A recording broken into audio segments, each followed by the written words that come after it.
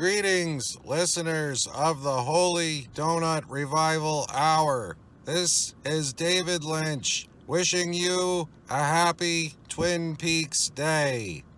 Unfortunately, I was not available to join the conversation, but in my stead, I sent actor and paranormal researcher Steve Berg to talk with SJ and AP about our show. So enjoy and believe in the donut power. You guys look amazing. Thank you. Welcome to Twin Peaks, Steve. Thank you. You know what though, and this is I didn't even plan this, but it's my Twin Peaks coffee mug. And this is from the 90s when I visited Snoqualmie, like in 96. Nice. But you know what? It's one of those things where I feel like things get overhyped, but it's absolutely fucking worth it. Like, go stay. If I don't eat pie at the Double R, I'm gonna die.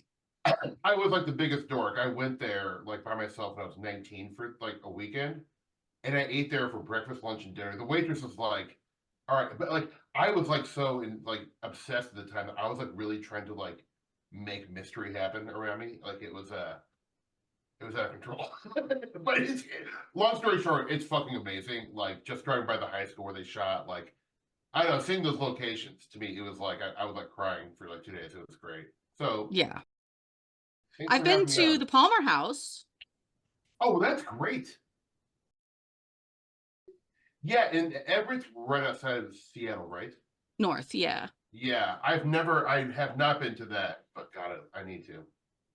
If you go, the lady that owns it, she's wonderful. She's in a couple of Twin Peaks groups, and if you message her ahead of time, she'll typically let you in. She's in season 3. Yeah, right? she's the one that opens the door. I mean, Lynch just cast her, and like the most pivotal scene of the entire fucking. I'm like, beautiful. Yeah. And AP and I use that all the time. What year is this? Like constantly, because it's the most haunting like 5 minutes of any moving picture I've ever seen in my entire life. Agreed. It's troubling. Yeah, because at that point, Dale realizes at some point he definitely took a wrong turn at Albuquerque. He thought he was so clever and gonna fucking Cooper's fallible. Like, I saved Laura, psych. No. You're screwed, dude. You can't go back. You can't go back. That's the whole theme of that whole season. We should have prefaced that with spoiler alert. I can go all day talking about Twin Peaks, that's for sure. Well, that's why we're here today. With our guest, Steve Berg. Hello. I had family in town over the weekend, so I drank.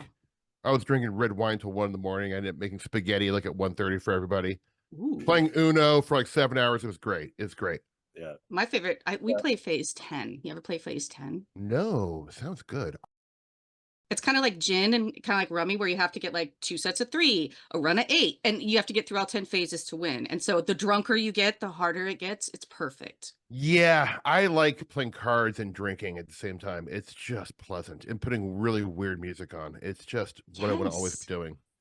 It's fun. Absolutely. It's like a perfect combination. Yeah, you get some snacks, some finger foods. Come on, it's a great night.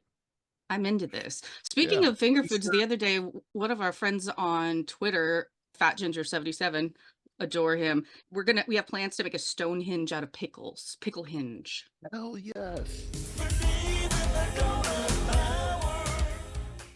Different. Will they be different pickles or all the same uniform pickle? I think like they gotta be uniform. But that would be like the occult snacking I'm talking about. Yeah, that's really good. That's really good. I like that a lot. And you could even go so far as to like place it upon like, something else that was edible and make a whole like facade, like a prairie made of like, seaweed salad. Ooh. I'm just spitballing here. It's getting a little wild. That's okay. And nothing could be worse than those weird Jell-O dishes they made in the 60s and 70s. Yeah, those are scary. Like in those like 50s like cookbooks. Yeah, like hot dogs suspended in Jell-O. Yeah, well, yeah, they were insane back then. What the hell was wrong with people? Yeah, let's put some fish heads and some lemon gelatin and see what happens. Delicious. Everyone will love it.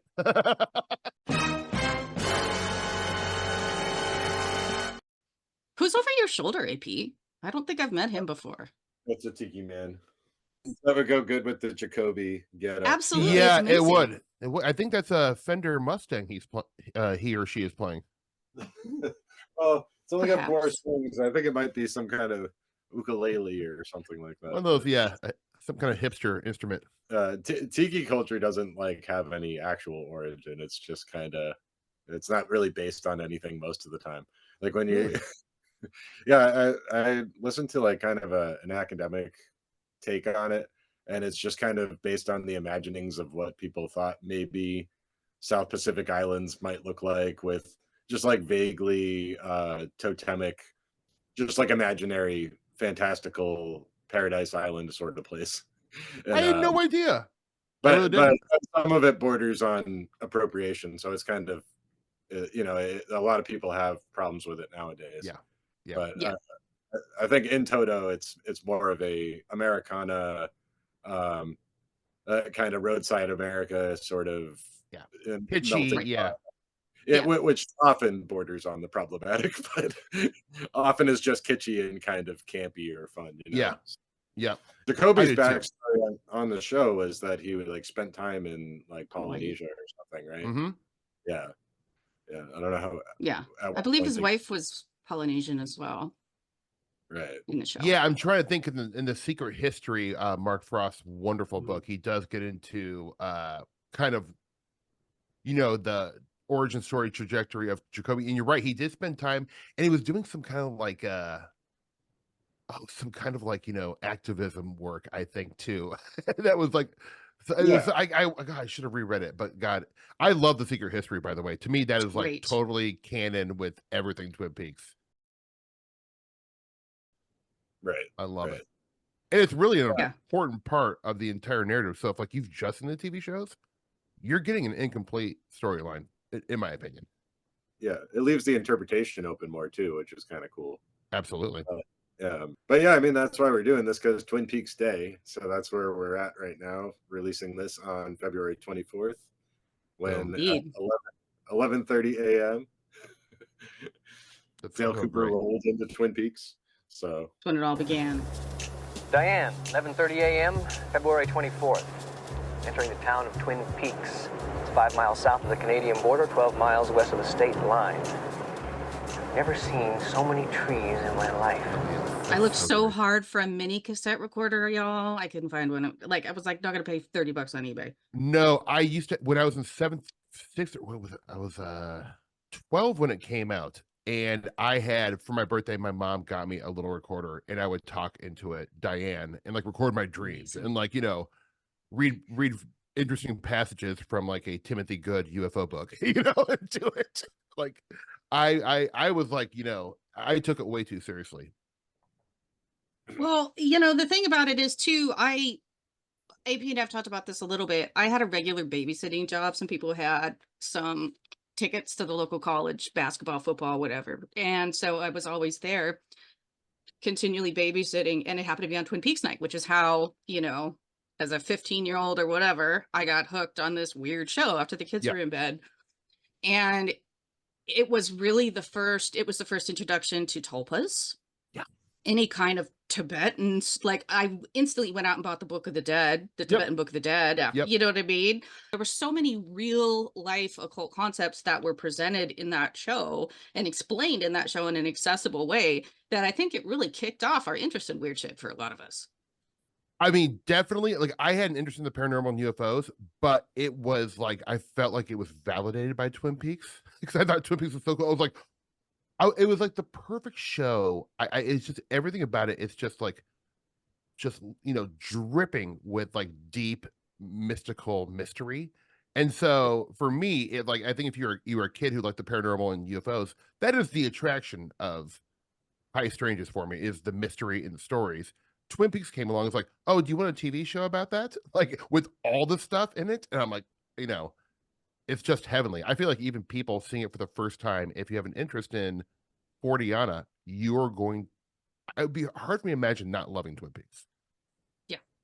yeah, oh yeah, and you've made the case for, like, especially in your presentation at Anomicon, Mhm. for kind of like absurdity and like the humor and darkness combo that's kind of portrayed in Twin Peaks being like the best example of high strangeness when you read it in the reports, especially like, you collect a lot of reports in your home state, I do. but you're really well versed, generally. Uh-huh. Yeah, because you've been reading about this stuff for a long time. But I wonder if you could expand on that a little bit about like the humorous and absurd aspects kind of as portrayed by Twin Peaks. Yeah, absolutely, AP, because I do feel that like when you watch Twin Peaks, or like, okay, when you see Twin Peaks and they're, depicting the Black Lodge and, the Red Room, or even when like Cooper is with Bobby Briggs' dad, Major Briggs, there's that moment where they go camping and they're having this philosophical conversation about like the meaning of life, like the deepest conversation. Cooper goes to take a leak, then a hooded figure in like a UFO, like quote unquote, The light. abduct him, like, and he, we learned prior to that he worked for Project Blue Book. So like, there's all this like UFO lore. But speaking to the absurdity and like the funny aspects of it, when you see the giant come in or the old man and he keeps on offering like coffee and milk and stuff, and he doesn't hear him. That is so absurd and surreal and funny and dreamlike. Twin Peaks doesn't always work in dream logic, but it goes in and out. And I think some of the symbology of like Cooper's experience in drifting in and out of non-reality really is depicted in when things get ratcheted up and the surrealism gets ratcheted up and the absurdity gets ratcheted up. You're in kind of that Jenny Randall's. It's very Oz Factory, like the show. It really feels like the play on sound, like sound are backwards and twisted and morphed, and Right. there's reverb on them, and things are always like slightly tilted. Like it really just reads like old UFO cases. Yeah. Like I feel like in a John Keel book when or like in just some of these humanoid encounters in the 60s, 70s, and even 80s, I think they feel like moments in Twin Peaks to me, and like I always go back to the Oz Factor. I know it's not like I hope everyone understands what that is. It's kind of like a bubble of non-reality that Jenny Randalls came up with, where sounds, the atmosphere feels different. It just feels like you stepped into a dream world, or like, going back to fairy culture, like the other world or the Right. land of the Fae. And Twin Peaks just really feels like exactly that. It feels like a show about the land of the Fae, to be honest, Yeah. I mean, like to your point, the the scene where Cooper is shot and the old man just keeps giving him the Shuffles thumbs in. up. Yeah. Yeah.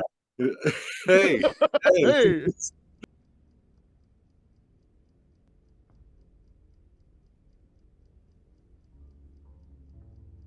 And Cooper eventually just does it. It's like that reminds me of like a bad dream. Like when you have a bad dream and you're trying to Yes. yell for help and it's just like a repetition of something. Yep. And you Or can't. if you have to defend yourself and you're fighting someone, all of a sudden your punches are in slow motion and they don't do anything. Oh yeah. Yeah. They really nail that feeling of, because like I don't dream that much. I don't like recall a lot of dreams, but they just, dreams and like a Lynch movie work in this way where it's like you buy the world and you're like, oh, that's just silly and goofy and that doesn't make sense.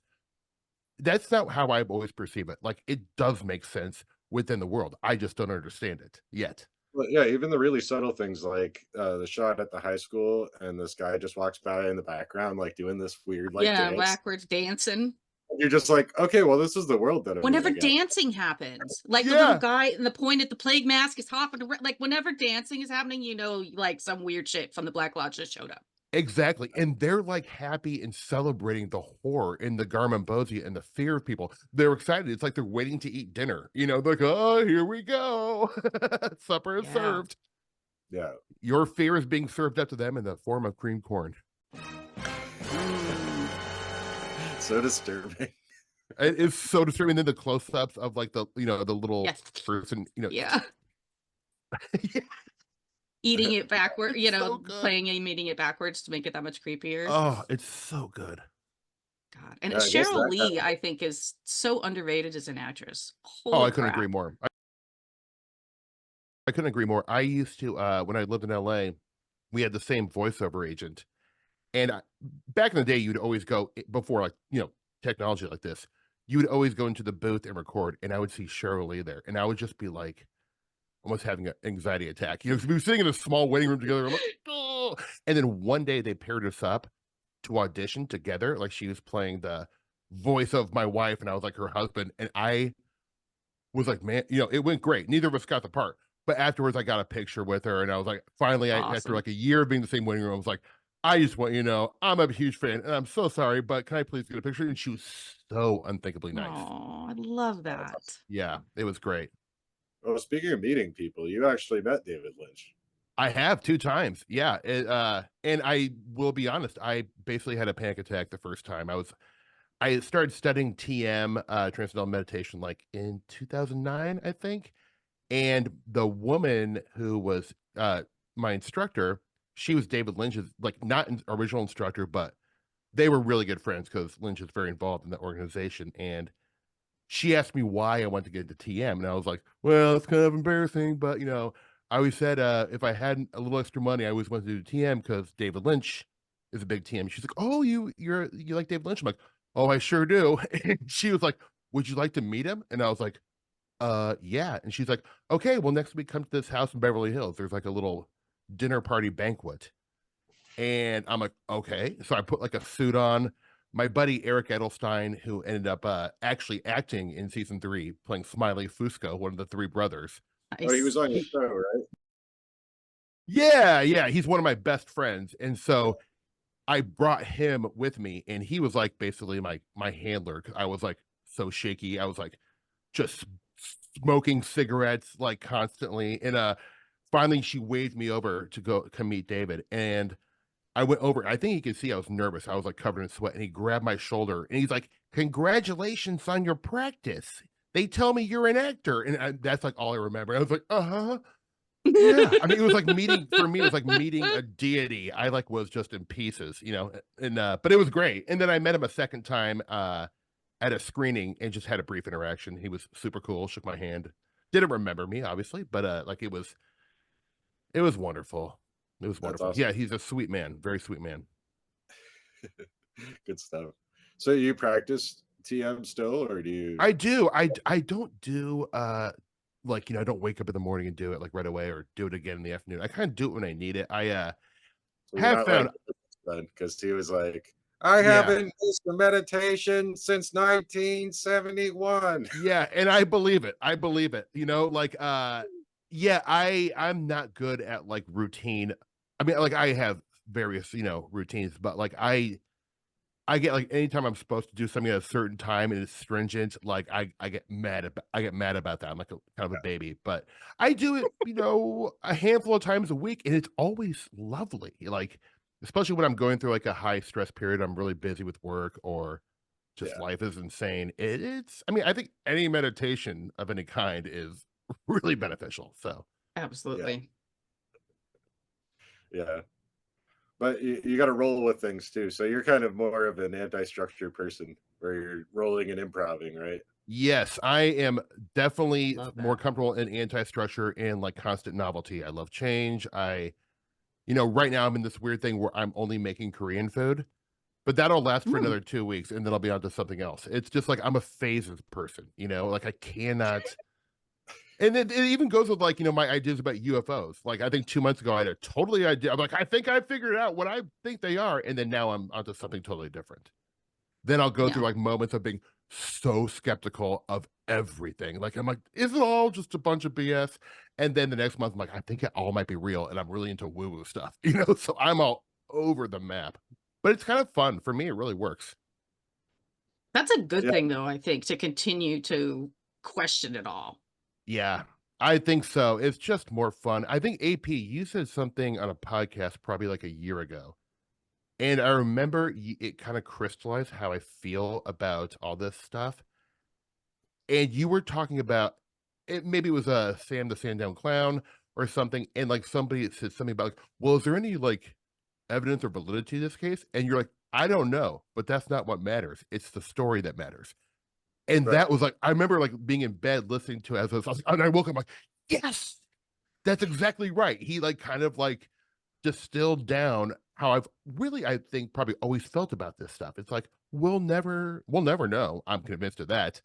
If there's anything to any of this stuff, like what I think is that human beings experience weird shit. That's all I know. And what it is, what it represents, that's not even important to me anymore. The mystery is, and like AP kind of brilliantly said, the stories are important. Oh, I appreciate that. Yeah. You're buttering my biscuit again. Well, I mean, but you know, you are a very like important speaker on these topics to me, because I feel like you've read more than anyone I know, but you're also like able to like quickly and succinctly synthesize big ideas into easy to understand sentences. I'm not. I'm really long-winded, and like after an hour of me talking about it, like I'm way more confused. But that's a gift you have. So it's always, that's why anytime you're on anything, I'm definitely listening.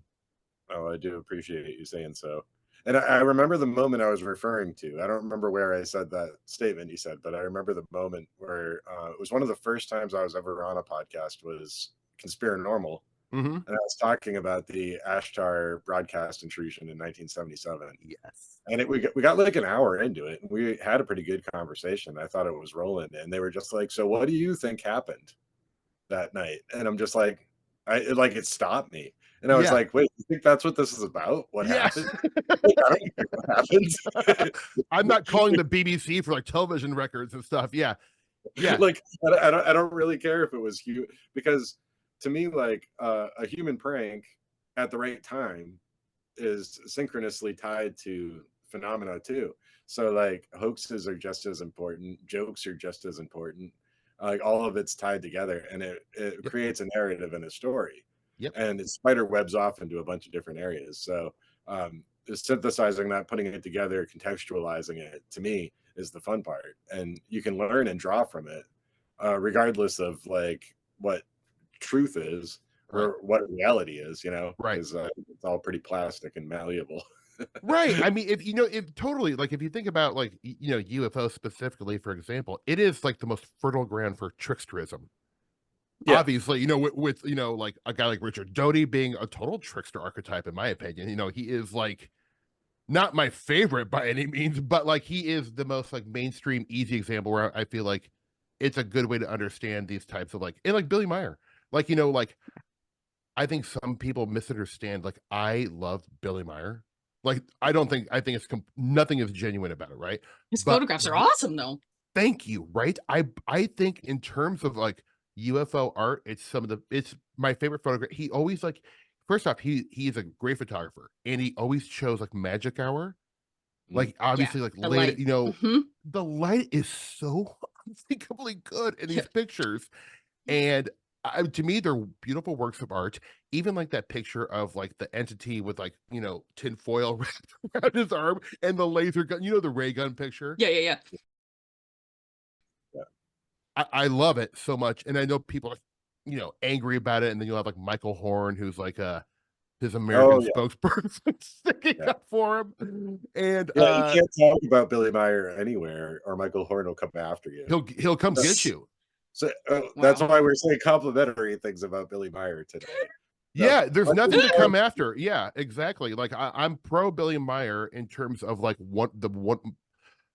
it's not like a deep cut, but it's my favorite UFO hoax of all time. Like it's great. I think it's really important because I think Billy Meyer helped cement a lot of perceptions about the saucer era too. It kind of like reinforced it because the pictures were so lush and great. Those kind of came around at a time where like the contactee stuff was starting to phase out and really become super passe too. So it was kind of, he took it up a notch, and I think he kind of gave UFOs a new energy, like at the right time. Yeah.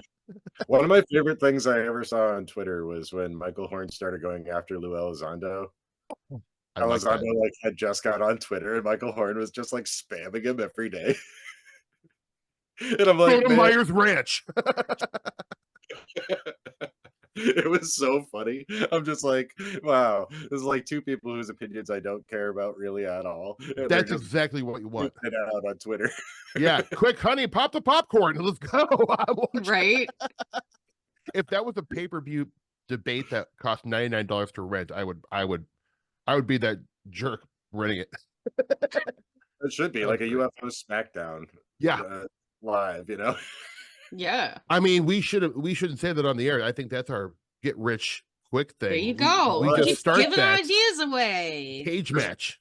We'll edit it out, and Steve, you can pitch it. There you go. Yeah, Corbell versus you know, like we just I mean, Lord. this could get great. Corbell versus Andrali. Yeah. Oh my God, there we go. There we go. You That's I'm on so team hell. Go in, I Jolly need to go. be so stoned to get through that. Are you Yeah. kidding me? Yeah, epically. There's not enough weed in the country for that one. God. But let's talk about High Strangeness. I saw you only have one video on YouTube. I Yeah. watched it. Thanks. It Oh was yeah, like it's you really also- old. Yeah. It's a podcast and a YouTube channel. Yeah, that is not I am going to start loading shows and other little videos I have there. I've just been busy, like a little busy. Yeah, I Busy know. baby. All of us have been. And your home state of Nebraska, that's mainly where you skulk around and look for high strangeness, right? That is, yeah. I lived in LA for 21 years, but during the pandemic, I came back here to be closer to family my parents are getting old, so I started freaking out about Right. them being by themselves. So yeah, I live here now and just kind of travel back to LA or wherever I need to be when I'm needed. That's awesome. I haven't spent a lot of time in Nebraska, but I do have a close friend in Des Moines. So Okay, yeah. yeah, close, pretty close. She goes home all the time. But we got the Valeska axe murder house out Oh, there and that's good fun. Yeah, I've been there. Farrar, and there's some Yeah, creepy well, stuff out your way. Iowa has a lot of good creepy stuff. They have the Van Meter Visitor, which I love. Yeah, no, Iowa's definitely got a great high strange history. I think Brad Steiger, if I'm not mistaken, was from Iowa and wrote quite a Okay. bit about Iowa. Yeah, Okay. yeah, it makes sense. Yeah. So what's the coolest, weirdest thing that you have investigated in Nebraska? I do sort of, at least right now. If you asked me a month ago, I'd have a different one. But the case I'm kind of recently, I hope, making some headway on. It was Ballet and Keel both had this story in their books. But in 1957, in Great Falls City, Nebraska, which is probably 2 hours south of Omaha, right along the eastern side along the Missouri River, that's where most of the really odd stuff is That happening tracks in the this state. crossroads river, Yeah, normal. yeah, very liminal around those parts. But this guy, the pseudonym is Mr. Hanks. He was driving back he was getting groceries, I believe, in a bigger town, 'cause Falls City is very small. Anyways, he was driving back in the evening, and he is going back, just entering the town, and he sees what looks like a large bird flying in the air, and he's like, "Oh, that's kind of odd." So he slows down to kind of look at it, and he gets closer, and it looks like a man with wings. And he is like, "What the hell?" So he gets out of his car. The thing starts wobbling, like it's having trouble flying.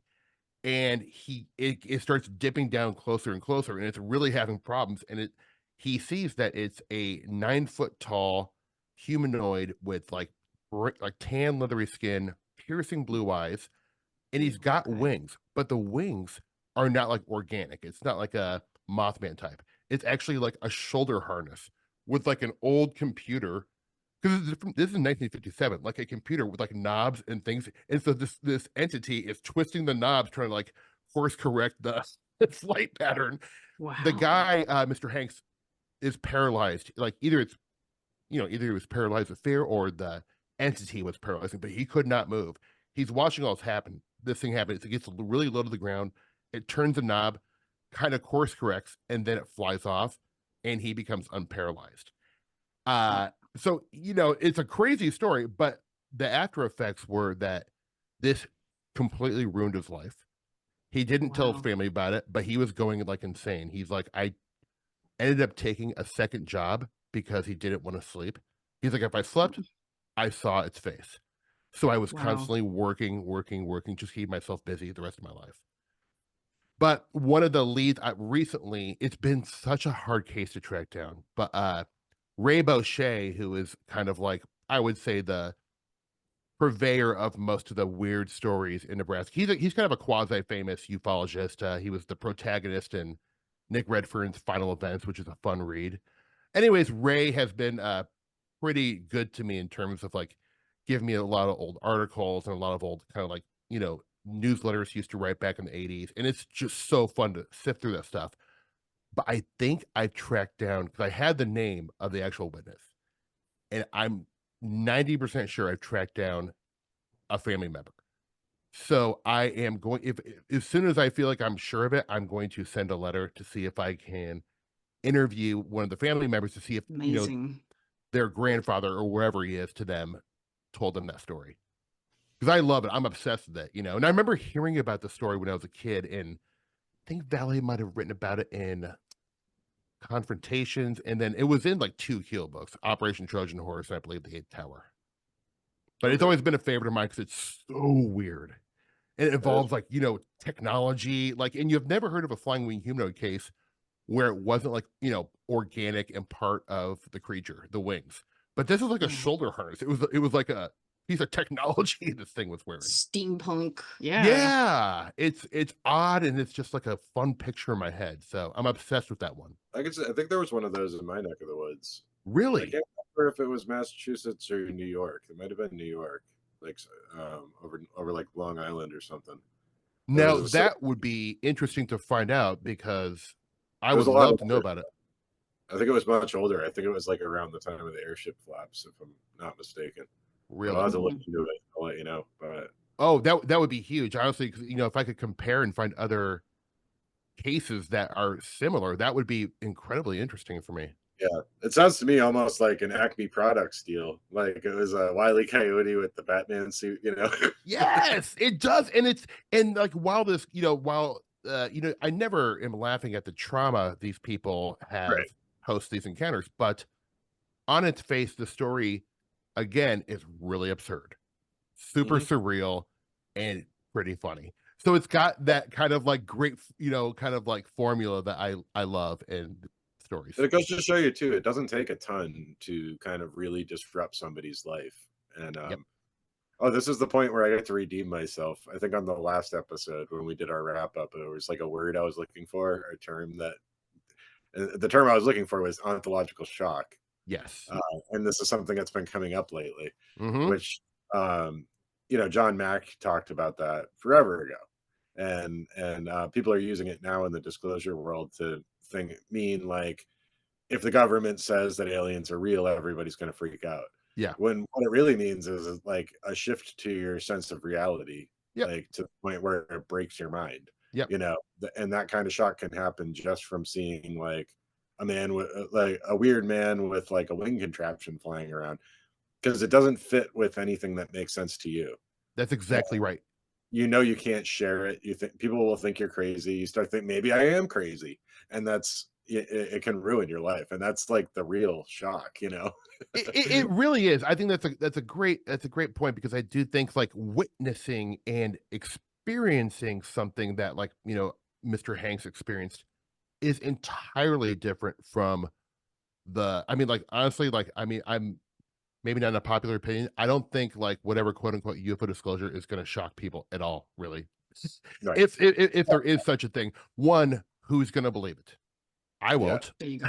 Probably, unless like, and people say like, well, if they show you the dead bodies of the crash wreckage, I'm like, we all know anything can be faked. I mean, like, Right. What is it about disclosure that is going to give you this confirmation? I think it's way more confirming to see a book move across your desk, Right. or or have a extremely strong, meaningful synchronicity.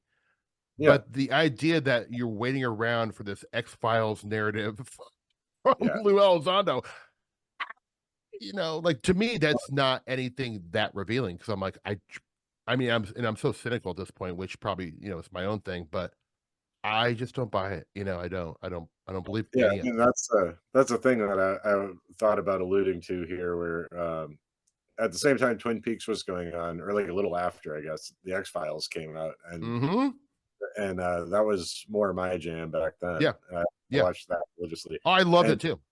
To your point, like that, you had two kinds of episodes on the X-Files. You had the major story arc, which essentially was all about disclosure, like completely.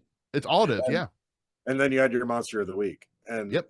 every time it was Sunday and it was one of like the story arc episodes, I'd be like, oh. I'm like, I oh, know. Give me the monster. still like him. I just want my monster of the week, like. I know. Well, I wish I felt that way, but at the time, that's kind of where I was. Yeah. Like, with UFOs, I was totally reading a lot of, Timothy Good's Above Top Secret was like a favorite of mine. At that point in my life, I was not ready for Keel and Valet and some of those, like, I remember reading a little bit of Keel and he was like, they're more demons. And I was like, I don't know what that means. You're a demonologist. That's crazy. Like, I can't wrap my head around that. But I was really into like Area 51. Nuts and bolts, yeah. Totally nuts and bolts. Because that's what I wanted it to be. And I wanted it to be this grand conspiracy. Because that's really easy to understand. It's very like A to B, where I see this stuff now more of an A to C jump where it's just like, what? Yeah. I think the X-Files got a lot of it right, but the longer it went on, the harder it was to do. And I started thinking of it from the perspective of a writer and just being like, and reading, because it was easy to think of it that way on the X-Files more than like Twin Peaks. Like in Twin Peaks, you're in it. You're just in a universe and you have to accept it. Yep. And then, I mean, you could argue a lot of people started getting frustrated with it in season 2. Yeah. I don't like season 2 as much, but no, but I still like it. Yeah. But with the X-Files, it was like you got to look behind the curtain more just because like you're like, okay, they're going season to season now. They can't really do a big reveal. Like they can't. So they have to just make it up as they go along. Yeah, it's just they're living on a cliffhanger, which is a model that worked for a long time in TV, Yeah, I mean, and it works, but you kind of don't have the same suspension of disbelief, I guess. Because you're kind of seeing the machine driving it, Exactly. And You're also it's conforming to. I mean, like X-Files is great, and the subject matter a lot of it had never been seen on TV, but it is following a very traditional hour-long TV formula. Right, but the monster of the week was always the episodes written by Darren Morgan were the best ones. Like that, just so weird. Like the Jose Chung's from Outer Space, amazing. Aside from Twin Peaks, the best representation of like high strangeness and the variant ways it can be interpreted based on the teller of the story. Yeah, it's absolutely brilliant. Talking about the second season of Twin Peaks and how it sort of devolved, I always think of it now as like everything from the Save the Pine Weasel to the Miss Twin Peaks, like, it was like nearing hysteria. And from what I see that as now is a visual representation of the Black Lodge taking over the town. Yeah, infection. Yeah, the infection is spreading. I would 100% agree with you on that. And while like I think like and David Lynch disavows a lot of season 2 because he stepped away because after they forced him to reveal who killed Laura Palmer, he's like, I'm out. He's mad. I don't blame him, honestly. No, because in his mind, him and Mark Frost's mind, they're like, we're never going to find out, but that's not what it's about. That was the vehicle into a very odd world where we want to tell a bunch of stories. So I understand, why he did that, but I still Mark Frost was still in the writer's room every day. So you still, it was still like had the flavor of Twin Peaks. Like visually, I think it took a step back because David Lynch wasn't directing as many episodes or wasn't on set show running per se. But it's still really good, and I think Wyndham Earle is a wonderful character. Oh, and if I had like one wish for season 3 is I would have liked to have seen like Chris Isaac's character from Fire Walk with Me and Wyndham Earle just a little bit, but have them meet in that fucked up diner in the movie. Yep. Yeah. That little piece of Fire Walk with Me with Chris Isaac and just like that whole part of that movie is amazing. It's amazing. I mean, that could have been a spin-off show totally with him and Kiefer Sutherland. It was, it's kind of like it's and Lynch has done this many times in his films, but like it's really like a movie unto itself. Yeah. And it feels that way. It kind of has a beginning, middle, and a very David Lynch ending. And then all of a sudden the music comes up and it's Laura Palmer walking on a sidewalk, all beautiful and happy, like it's. I would have been happy with just that beginning part, like. Me too. Yeah. Even without stretch out to 2 hours. Yeah, give us more of the douchebag sheriff that's bending bars. And even Leo Johnson, like I just love to hate him. Like the Yeah. entire show was just so well cast. It was incredible. Yeah. Leo Johnson actually is, I think, a great character because he is just so slimy. Like everything Oh. the way he acts and performs, and like, a lot of people, like, I think, like, I remember, like, I think Roger Ebert is like, every one of David Lynch movies, the acting is so bad. He takes great actors and makes them act bad. But it's like, no, it's just a David Lynch style. It's like an overacting in a way. Like, it's like you're gonna say things in a very clipped way because he line reads people. Yeah. And people don't mind. The actors never mind. They're like, yeah, we want to, please coach me how to say these lines like you want them to, because I know you're buying in for a David Lynch job. You're not, when you take a role in a David Lynch movie, you're not like, well, I'm going to do my own thing in this. No, you're doing his thing. He's in, for better or worse, an auteur. So wasn't there a disagreement in Blue Velvet where the big bad in Blue Velvet? Dennis Hopper. Dennis Hopper. He was supposed to speak in like a high voice because he was gassing the whole time and he wouldn't do Fuck it. that shit. Yeah. Perhaps Blue Ribbon. I did hear about that. Which one? Oh man, I love it. Like I an love Alvin that and the Chipmunks voice. Oh, I would like to see that version. Frank Booth on Helium. Oh man, Frank Booth. Yep. You're right, because a lot of great directors will do this, but it's stylistically you have to change everything, and the way people talk is part of that. It is. It's like you look at the old like Twilight Zone, and that's hyped up melodrama. Like everybody does everything very dramatically on that show. And it's because you have a really weird story to tell and you're cramming it into about 23 minutes. And everything has to happen rapidly and people have to react quickly to it. And they have to do it in a heightened way. So everything, when you're in the Twilight Zone, you're there because it's black and white and because Rod Serling told you you're there. Yeah. But also because of how everybody behaves, and like Twin Peaks is similar in there. You're exactly right. And again, I always disagree with people. I'm like, I think the performances in David Lynch movies are excellent. I think the performances in Twilight Zone are off the chart. Some of the best TV acting you'll ever see. And they had a lot of really great actors. But also, when you're an actor and you get a piece of writing, the writing in Twilight Zone, the dialogue and everything, because, like you said, because they have to move things so fast, but they're telling big stories, kind of. Yeah. Every line is so loaded with like multiple layers of driving the story forward. Yep. So it's the exposition that doesn't seem hammy. That's exactly right. It's Richard Matheson was like the king of that. Do you know much about Matheson? No. I really started looking into him a little bit, and I'm like, oh man, I need to do a deep dive on this guy because he's always been one of my favorite writers. He wrote like all my favorite Twilight Zone episodes. He wrote I Am Legend. Oh wow. He wrote the treatment that became the film that was the first movie that Steven Spielberg ever directed, which was for TV, called Duel. Yes, with the truck. Yep. Yeah. No, Matheson is a legend. I mean, wow. But by way of the Love Has Won cult, the reason that they were all about Robin Williams was because of the movie What Dreams May Come. Yeah. Yeah. Okay. Like an afterlife exploration, which is based on a novel by Matheson. And then going down that rabbit hole, I'm like, wow, Matheson was all into like this weird spiritual stuff and like paranormal stuff and like psi studies. And like, I'm like, I had no idea, but it makes so much sense now because he writes such great short stories, Yeah, that's interesting. I mean, I actually didn't know his name. And then that he went on to write these things kind of makes sense now. Like he actually co-wrote the narration at the beginning of Twilight Zone too. Rod Serling wrote the original, but then Matheson added to it, Wow.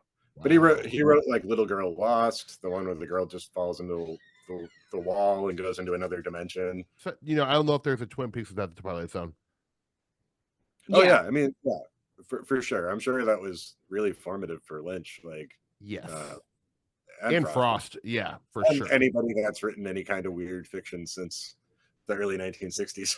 Absolutely. No, like I always think, when people talk about Twin Peaks, they oftentimes don't bring up Frost enough to me because while I think Lynch creating the look and the vibe and the feel is obviously incredibly important, just as important, I would say just as important, I don't think that show is what it is without the mythos that I'm almost positive Mark Frost brought to the table.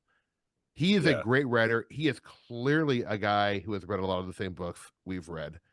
And he just has a really good knowledge of spiritualism, theosophy, you know, and UFOs and all this stuff, and just like old traditions and like folklore. Like it is just dripping with it. And I'm pretty sure from what I've heard that it is Mark Frost. And I've heard him interviewed, and it just everything points to him being kind of behind a lot of that.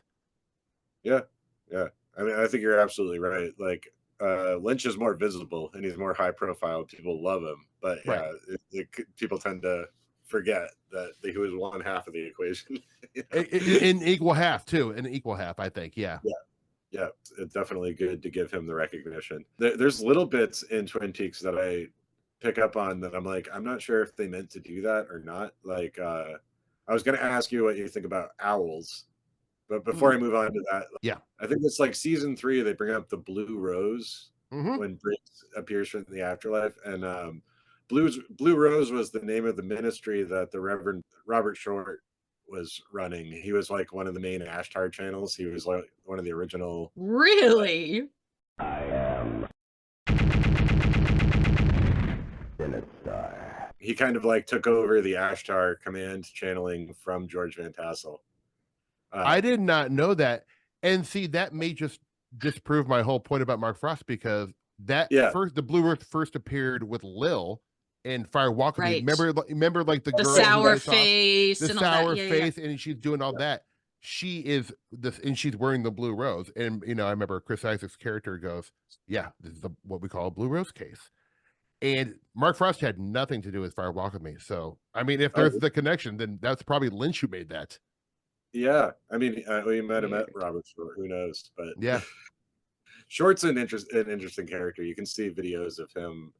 I think he was on the like Louis Theroux show. Who was that guy? The British guy that was documentary. Coraton, like this space entity, and oh yes. So he was one of the original contactee guys, but that's where he set up shop, was at Blue Rose Ministries. He was the Reverend. Wow. And so I was like, Blue Rose, everything's real. Yeah, it's all real.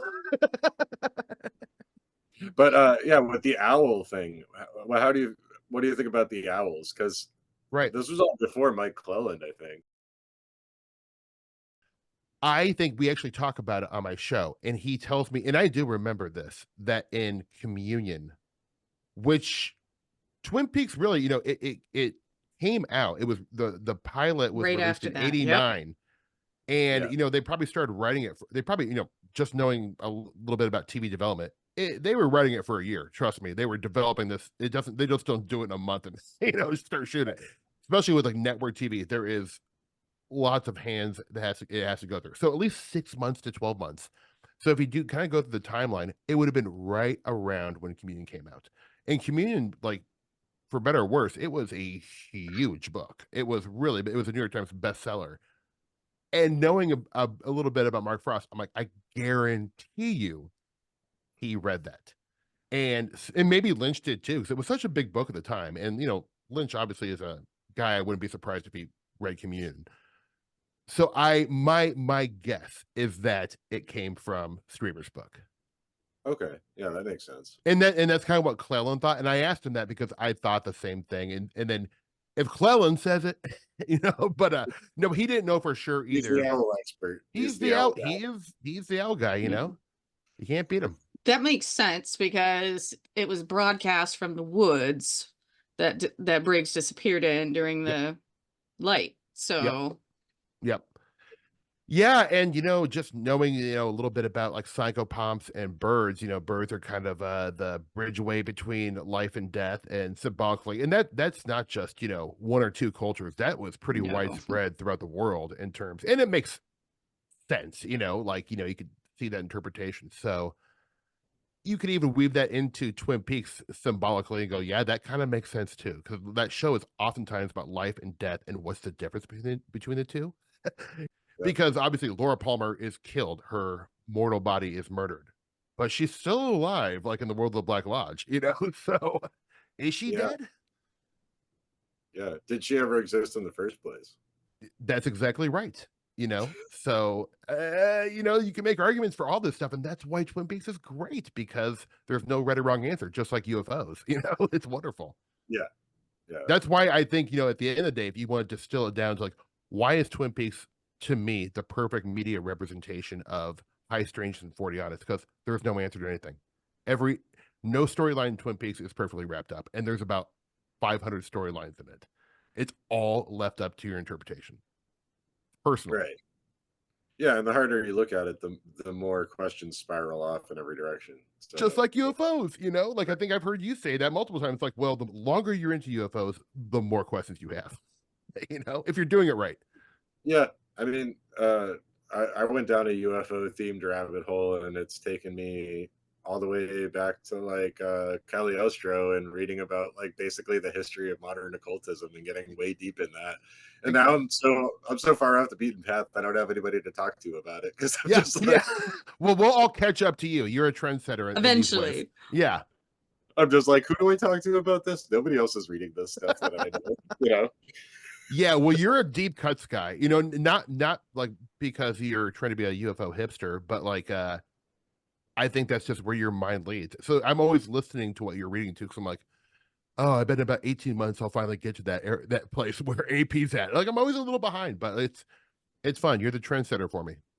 Well, you know what I love doing is just like bibliographies and footnotes, and see where that source came from, and then go find it. That's exactly right. I've had so much of the most fun reading is just like, I have several books that are just sitting on my shelf staring at me right now that were things that Blavatsky referenced writing The Secret Doctrine. So it's the stuff that informed her writing, tracking down these sources. And people could say like, oh, well, that was all made up. And it was like, no, it was based on books that actually were made up, that were based on things that were real, but based on another source that was made up. And it's Yeah. pretty amazing to follow this whole through line. But I think that the creative aspect of making stuff up plays into it and actually creates stuff and manifests it in reality anyway. So, I think so. I would agree with that. Yeah. Whether we like it or not, I think it's just kind of true. I mean, like, you can even take UFOs, for example. Let's say there is absolutely nothing genuine about it. Fine. Well, look how it's impacted society in just the last 100 years. right. Our media, people's belief systems, cults. I mean, like, it's kind of become, or it probably was a small level religion, but the religion is growing now. There is a fanaticism about UFOs on a large global scale that I don't think we've ever seen before. And I'm mostly speaking about kind of like the activist UFO people. Like, I'm not a part of I don't have a belief system wrapped up in any of this stuff. Our cult is better because we have donuts. Exactly. Right. I mean, that's a cult I want to be. You have snacks, I'm in. But no, two questions related to that. What's your favorite donut? And where do you think all this is heading with like the disclosure activism? Because I see like a very real danger just in the language used of it turning like fanatical and even violent. Like Corbell is always flirting with violence, like everything he says, lobbing UFO grenades, weaponized, like. Yeah, I mean, even just like the kind of appearance and the how he wears size shirts that are 2 sizes too small, that is aggressive to me visually. But like I agree. I think the greatest fear of mine is this truly, because look, I don't know, like this is just my own personal belief. I'm not saying this is how it is, but I do feel like there are some fascistic undertones. Oh yeah, The disclosure movement, and it seems like the way they're saying this is like, get like, arm yourself mentally, and like these words are said for a point. I don't just believe he's saying weaponize because he thought it sounded cool. I think that's how he sees this stuff. It's like, if I have to die to get UFO truth, then so be it. Kind of like that. It's like there's a war going on. A war. Yeah, it's an us versus them, which is it's crazy because like I had a skeptic coming after me. A skeptic troll was just harassing me constantly. Oh boy. And it ended up somebody else got involved, and I was like, disagreeing with their take about disclosure, while at the same time telling this guy he's a nerd for bothering me and he won't leave me alone. You Yeah. know, he's like, "Oh, I see. So this guy's also your enemy, but you'll take sides with him because like the enemy of your enemy is your friend." And I'm like, Yeah. "What, dude? No. It's not us versus them. We all have independent thoughts, or should. You know, Yeah. I'm not out here to pick sides. I'm out here to see No, what's going on, you know? no, Like, and this is not like part of like something anyone needs to be dying for or like get hurt over. Like we right, aren't talking about UFOs for people. Like we're talking about like weird stuff that like I'll be honest, at the end of the day, like to me, I guess it's a form of entertainment, really, honestly. Like I read a Keel book because I'm not reading and looking for answers on life. I'm reading because right. it really entertains me. It is thought provoking to me. It is a lens to look through life that is interesting and fun and full of adventure and mystery. And that's kind of it. Like it has nothing to do with my belief system or what happens after we die or what am I willing to fight for in life. Like it really, that is just never a thought in my mind. So I think disclosure is two things are going to happen. I think we're going to see some kind of culmination into something really ugly, or what I really think is going to happen, there's going to be one more type Grush level event that's going to let everyone down again, and it's going to go away. And then 10 years later, there'll be like a new Corbell, and it'll be that's if you're speaking just I've from seen that cycle already. Yeah. I Yeah. mean, there was Stephen Bassett before Corbell, and before Corbell, there was someone else. And like these stories and these like narratives of the UFO or the government having crash retrieval programs and dead bodies. I mean, this is nothing new. Nothing about any of this is new. So, I mean, like, I'm not saying know your UFO history because that might not be important to you, but I guess I do because I've been a geek about this stuff for as long as I can remember. So I've inevitably read a lot about this stuff and heard these narratives over and over and over again. And I don't really blame people. I'm not like saying like you're stupid if you're into this stuff. God bless, do what you want to do. But I just will say like I feel maybe bad for you because I feel like you're going to be disappointed and then you're Mhm. going to hate the topic. And one thing that I find so confusing is that they're never actually talking about the fun stuff. They're not even like talking about what UFOs represent and are and could be in like We're talking how about is it who a said what and the hearsay and chain of custody for documents, and it's just like, it's like I always think about like the UFO over time as like different genres where it started off as like kind of like a religious movie. Then it went to like fantasy movie. Then it went to science fiction during the flying saucer era. Now it's kind of like a political thriller, and I'm not interested. It's a boring movie to me. So put me into yeah, like fantasy, UFO sci-fi. story, a UFO story written by John Grisham or something. It really feels like a Clancy novel, and I'm not a Clancy person, Yeah. so like I prefer UFOs written by Philip K. Dick, I guess. Yeah. Well, that's what Greenfield said on our show. It's less Arthur C. Clarke and more Philip K. Dick. There you Like, go. I'm with Greenfield on that. Hello, my little friend. yeah, it's Bernie. He's recovering from his surgery. Oh, is he Some okay? kind of Leo Johnson thing going on. He's Oh, 50. wow, that's handsome though. Yeah. Yeah, Oh, it's you're a a pretty handsome stylish head boy. He's a he has. baby. You're a good boy, is what you are. It kind of reminds me of like Aladdin Sane. He's got Yeah. like a little Yeah. Yeah, whole thing, He has to wear a donut so he doesn't scratch it. absolutely. You're a beauty. You're a beauty. Yeah, so we kind of went all over the place with this. I know. How do people find you? Yeah. Well, you can find me on social media at Bergmaster5000. And then, I do have a podcast called Hi, Strangeness. That's HI,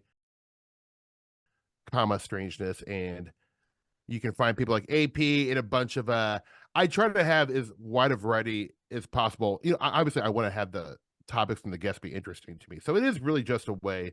I know a lot of podcasters probably say this, but for me to talk to people I want to talk to, genuinely, that's the only reason to get into this stuff. I don't think fame and fortune is coming anyone's way via the paranormal podcasting world. So I love doing it. It is like I love to talk to people about weird stuff. Like it's just great. So Yeah, well, I'm definitely looking forward to that Mike Clellan one. That sounds It's good, man. I'm Yes. really happy with that. I mean, I've wanted to talk to Mike for 16 years. I started reading his Hidden Experience blog so long ago, and it was amazing to watch a person grapple with what was happening to him in real time, and him realizing that he is a contactee and just is his living this magical life. Yeah, I think He's unique. that really helped me understand synchronicity a lot in a very human way that was drawn out by somebody's personal experiences as like a diary of synchronicity, really, Exactly right. Yeah, I don't think I would have the understanding I have now, having not read his blog back in the day and his books later, Yeah. because and hearing him in interviews, he's always great to listen to in an interview, Yeah, and he just he is such a like a warm-hearted, sweet man, like really. I felt like good after talking to him. It was almost like therapy. The rest of the day I was like, Aw. man, don't sweat the small stuff. Life is good. Like he really is just got a great energy about him. So he's a unique person in this community, and I'm just thrilled to have talked to him. And a great artist and great writer too. What donut is your favorite? Do you have a favorite donut? I love I don't want to is a bear claw that does not count as a donut, Yes, does it? blueberry bear claw is my Oh. answer. Okay, because a bear claw is definitely my favorite donut. If that counts, I know it's not donut shaped. Right. No, that's So fine. okay, yeah, I It's mean, I will say a bear claw, even like a cheap bad bear claw, to me is just exquisite. I love them. Like I think about them quite often. like a specific flavor or because Just kind of like the cinnamon, kind of the basic, like Basic. your utilitarian basic, all-purpose bear claw. It's got a cinnamon, definitely a glaze on it. Sticky, probably triple fried. oh yeah. I may have to go get one this afternoon. Like it sounds so good. Oh God. Yeah, I'm a big fan of coffee rolls and Bismarcks. So yeah, I mean, No, what's a I would, Bismarck? it's just one of the names they use for like the stick type donuts, like the longer ones. I love that. I love So that too. Yeah, a twist or like a long john with cream in it or something like that. right, yeah, yeah. Chocolate, yeah, on Sometimes top. jelly. There's jelly ones. Powdered Oh, jelly ones. oh my I like God. the ones that are just glazed too, because they're a little bit Yeah. crunchy Mm. when they're glazed a lot of the time. Mm. Good I don't think God. you could go wrong with donuts. How good does that sound right now? Yeah, let's all have donuts. Yeah, I agree. We all deserve it, don't we? We could be Life's like insane. Chef Let's have Goodman donuts. and Dale and Gordon with the big box of donuts and our Absolutely. buying cups of coffee. So Oh yeah. I mean, and that's great. Twin Peaks too. One more thing. It is such a good food show. To yeah, where it's one of those shows where like I remember, and I was so geeky. I would have cherry pie and I would have donuts. And like I started like my mom would let me have decaf. And I Right. would, but I would like do it up, and it was like everything was so eventful. But like that show is a great food show. So just the simple way Agent Cooper orders a breakfast, it sticks with you. And I know I've probably done that at IHOPs across America and embarrassed myself, but like I still will. To the day I die, I'm going to be like LARPing Twin Peaks any chance I get. I just want the baguette sandwich that the Horn brothers have. Oh, with the buttery that he brings back from France. And you I remember want it in my Yeah, mouth. they're like, oh no, they're like just moaning in ecstasy as they eat this thing. The Horn brothers, I mean, are the best. I love Yeah. them. let's all Right. get some donuts sometime. Yep. Yes. Agreed. And we'll be sure to put the links for Steve's stuff in the pinned comment. So check Aw. that out. Check out High Strangeness, all his fun stuff. And thank you for joining us today. Oh, thanks for having me. This is a really great way to spend a Sunday. Yeah, Good. happy Twin Peaks Day. Yeah, happy Twin Peaks Day, Yes. everyone. Enjoy. The owls Watch are not what out. they seem, obviously. Watch out for the Black Lodge. Yeah. In the darkness of future past, the magicians long to see. One chance out between two worlds. Fire, walk with me. Walk with me. Bye. Take Bye. care.